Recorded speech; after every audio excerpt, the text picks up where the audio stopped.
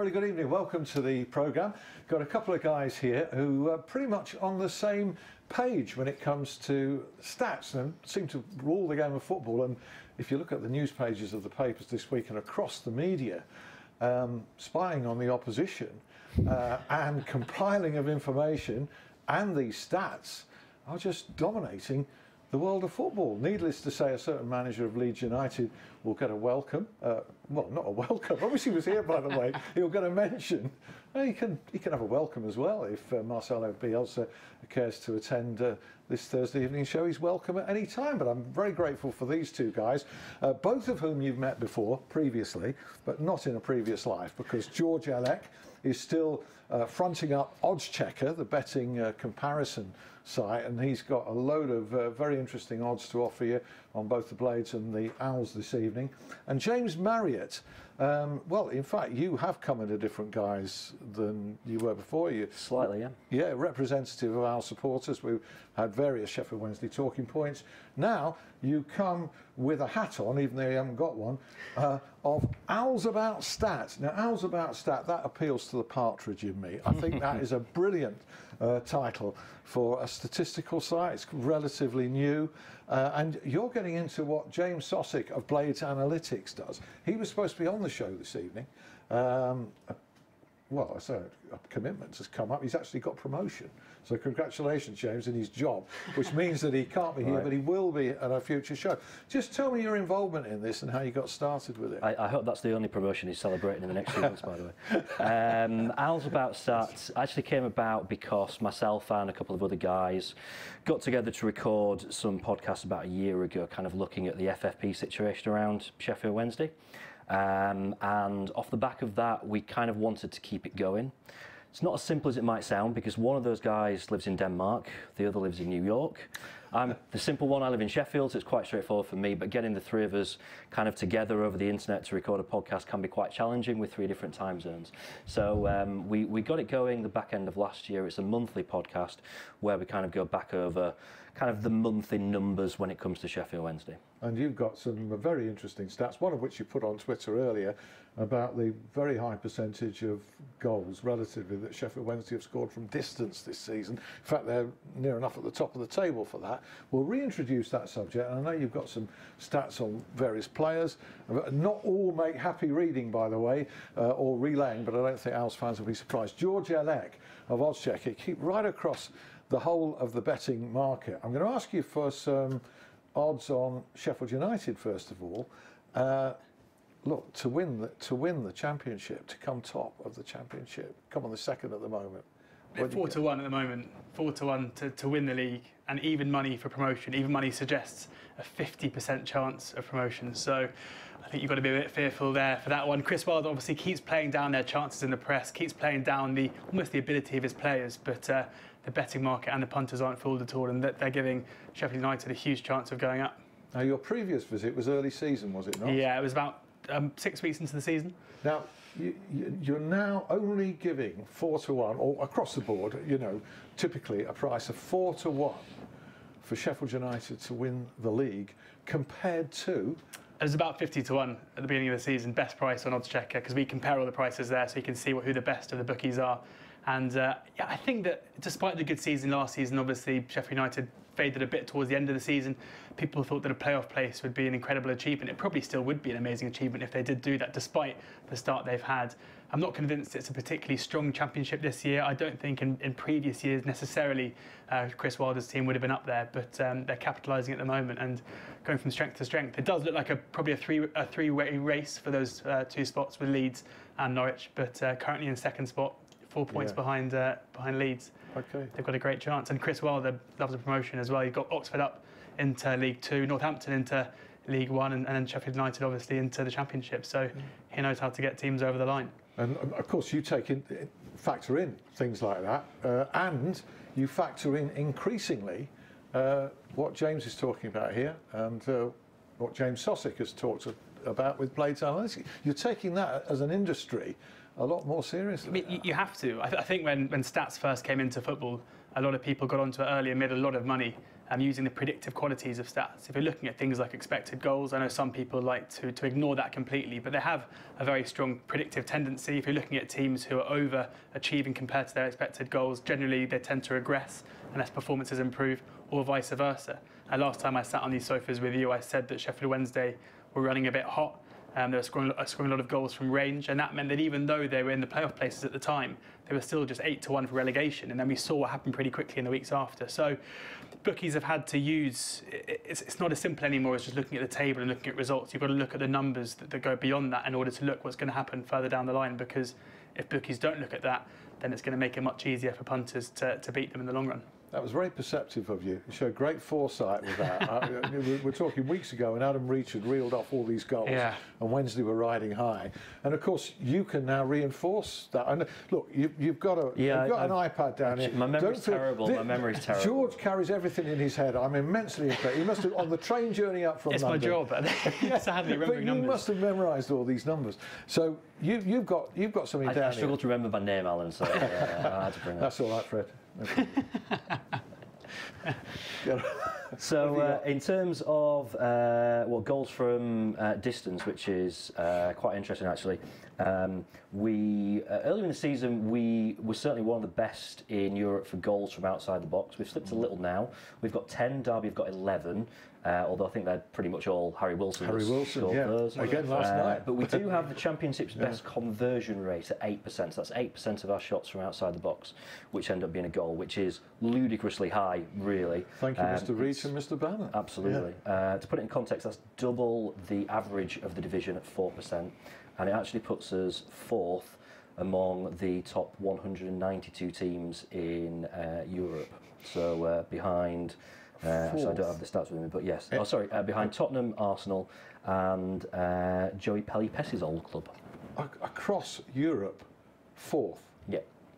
Crazy. We can't score inside the box, but we score plenty from outside. The thing is, though, people who are maybe new to these stats, as I'm sure you'll agree, will think of that as being a good thing, whereas actually it's probably not so good, because on the long run, it's very unlikely you're going to be able to maintain that level of conversion, and that means in time that's going to drop, and alongside that, the goals will dry up and the points will too. So it's maybe not. It's a good thing that you've done that so far, because it's kept you out of the relegation zone. But long term, I think when Steve Bruce finally comes in, it has to change. It's not sustainable, and it's certainly not a game plan. It's not a season plan to think we'll carry on scoring 30-yard worldies. Yeah, because you can shed light perhaps on the number of clear openings that are created closer to goal. I'm sure that's a pretty low figure. Yeah, I mean, unfortunately, in terms of number of shots per game, we're third from bottom in the Championship. We average 11. There's only Ipswich and Bolton that are below us. And again, putting it into context, last season, which was a bit of a horror season for Wednesday, was still higher than that at 11.9. And then you look at 13.5 the season before. Carlos's first season was 12.5. Even 13.2 in Stuart Gray's season in charge. So you can see that 11 shots per game now is pretty poor, and you're going to be struggling to score goals. And Wednesday have really overachieved really this season when you look at the stats for the number of goals that we should have scored to what we have scored. And any talk of promotion from this situation is very fanciful. I've been saying for quite a while, but you know, a couple of wins and this is football. You know, people's expectations change. But you're looking at that when you quote odds. And what are you giving for Sheffield Wednesday to be top six? Well, I mean, at the moment. Top half is 7-1. Right. So that shows the tall order. I think even to get into top six or promotion. I saw in the owner's statement he was still mentioning promotion last night. I think that's. I mean, it's so unlikely that I didn't even remember the price on my way up here, because Really? I just didn't even bother looking. I mean, relegation is now 25-1. I was saying off air that it's probably quite a good season to be not very good in the Championship, because there are teams such as Bolton and Ipswich who even by any season standards are absolutely diabolical, really. So that Sheffield Wednesday should be safe. It's not done yet. The XG ratios, which is the chance they're creating compared to what they're conceding, has been much better in the last few weeks as well. So despite the fact that Sheffield Wednesday haven't been too good, since I was last here, that the odds have improved in terms of their chances of survival. Does a new manager, I'm going to say it's incredible, you can get a better price for Sheffield Wednesday finishing top half than you can for Sheffield United winning the league in the Championship. When Steve Bruce takes over, which he hasn't fully yet, although he's obviously pulling a few strings behind the scenes, February the 1st, how will that change the way your industry looks at Sheffield Wednesday? So there are two ways it would work. Either the guys who are traders for the bookmakers will take a view and they'll shift to market. So for example, when Nathan Jones left Luton, did such an amazing job there to go to Stoke, straight away you're going to see people changing their price there because of his influence over the team and changing the market to prevent bettors getting on the price that he was previously, because all odds are chance. So if the chance changes, then the odds will change as well. The other way it changes is purely by weight of money. So if Steve Bruce coming into the club doesn't change the traders' point of view, but a lot of Sheffield Wednesday fans see that as a massively positive sign, their weight of money will drive the price one way as well. So there are two ways it can change. It can either be a manual change from the bookies themselves, or it'll just be the money shifting the price to the truer percentage chance. Yeah, I'm going to come back to the money shifting the price in a minute relative to Huddersfield Town, but just while we're on the point of creativity at Hillsborough, some news from my Sheffield Star colleague, although I don't actually work full time for them, but he was here last week, Dom Howson, about Wednesday lining up Neeskens Kibano from Fulham, an attacking player, a speedy player, and one that hopefully will improve some of those figures on creating chances. If they sign him, of course, on loan. The key word there is creating, isn't it? And creativity, and that's what we've been quite lacking.